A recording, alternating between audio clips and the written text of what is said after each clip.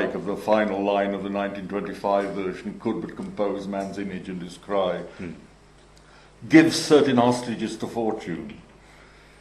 And if we want to start talking about protective mannerism,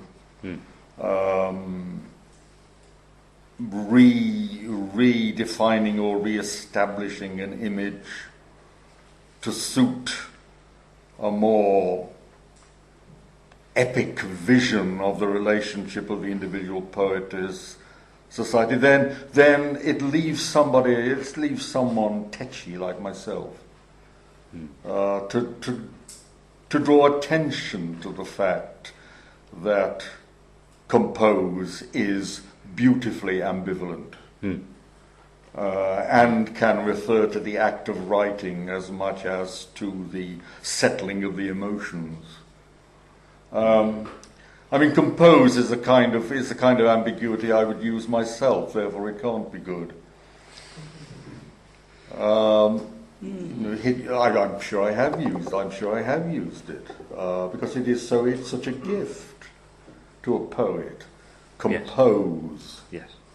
Half the work is done already. Then. Half the work is done already. Compose being that which you are describing as regulating its emotions, and compose as to what you're doing in organizing it. Somebody ought to do a doctorate on uses of the word compose in English poetry. They probably have. But in the last century, I think. The other element of inflation, shall I call it, is that second stanza, and all the work it tries to do. Seemed the greatness of the world in tears. What's happened there? There are many changes. One of the changes is that we've moved to a more regularly iambic line. If you compare it with the interesting rhythmic effect in the 90s, and with you came the whole of the world's tears. And in fact, the stressing of you there would be a question. It's a decision that someone reading the poem aloud needs to make. And with you came the whole of the world's tears.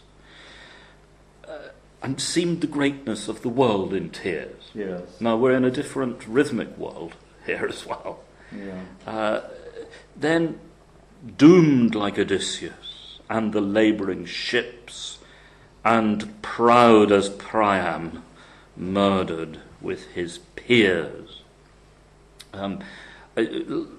Here, perhaps the longer you look at this, the less it is impressive, but perhaps in the long run not so satisfactory. But I've been trying to work out whether Priam might properly be said to have had peers, and I don't think so. Which makes me think that peers is a word that is there for the sake of rhyme. It has been known. It has been known. And in Book 2 of the Aeneid, Priam puts on his armour and goes out to die alone among his enemies. And I cannot conceive that enemies would be described as peers. So how do we get from Virgil's Priam, described very, very pitifully as the old man, creakily getting into his armour and pitifully going out and dying alone? How do you get from that? How do you get from that to peers? I don't know. There is an alliterative richness, which is perhaps over richness too, isn't there? Proud as Priam. Proud as Priam, peers, people. And doomed like Odysseus has that alliterative beat to it as well. Yeah. Doomed like Odysseus and the labouring ships. Now, I can see that Odysseus is doomed to wander for 10 years. But he will come home. The labouring ships won't come home. No. So they are not doomed in exactly the same way. Labouring ships is good. Yes. I think labouring is a very good epithet with ships at that point, because they're labouring through the oceans. They are, as it were, they're labouring under the burden of the immediate demands placed upon them. They're labouring on behalf of epic history. No, I would be quite pleased if I had hit on labouring to go with ships. This is interesting, isn't it? That Yeats, I agree with you that labouring is the best word here, and the most suggestive in many ways, but it is carried over. It is carried over from the early 90s version.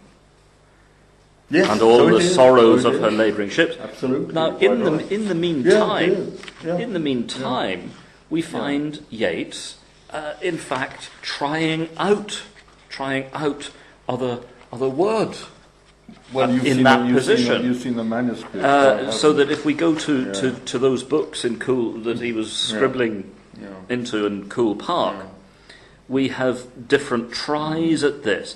A girl swept by with her red mournful lips. Swept by is, I think, a real weakness, but a girl swept by with her red mournful lips, and seemed the greatness of the world in tears, mourning Odysseus and his scattered ships, or mourning Priam, dead among his peers.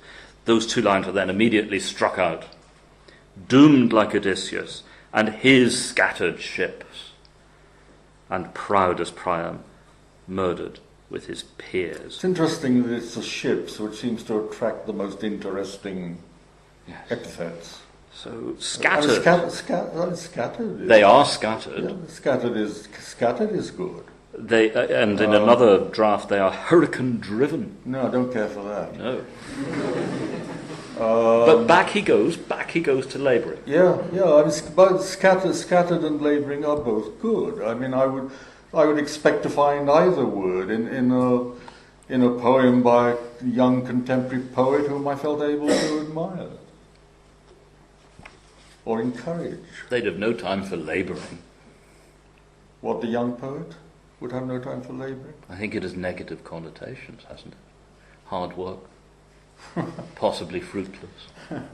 But more seriously, labouring is a great... the difficulty with labouring, I suppose, now would be that labouring has Yeats's fingerprints all over it. It's a great Yeats word in many ways.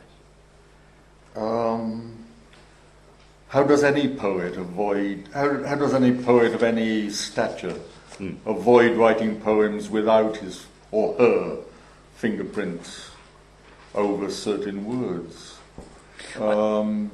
What I'd say, what is partly... What about Baudelaire? Talk about fingerprint words in poetry. Baudelaire, absolutely chock-a-block with fingerprint words.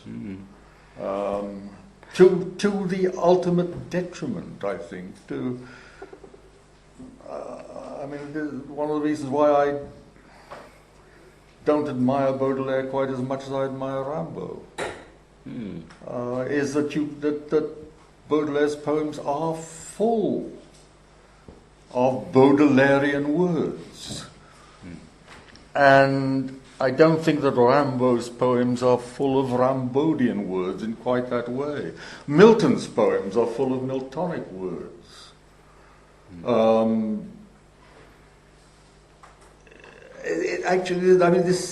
But are Shakespeare's plays full of Shakespearean words? Not necessarily.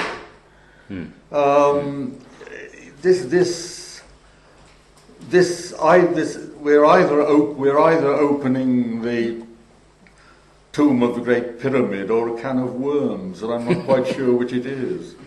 I don't want to move from labouring, because I think... Then we won't. Let's not. Let's not. Because, I am labouring the point, am I not? And there is another... aspect as is to labouring. Yeats, as is Yeah. Yeats in a way, Yeah. labouring the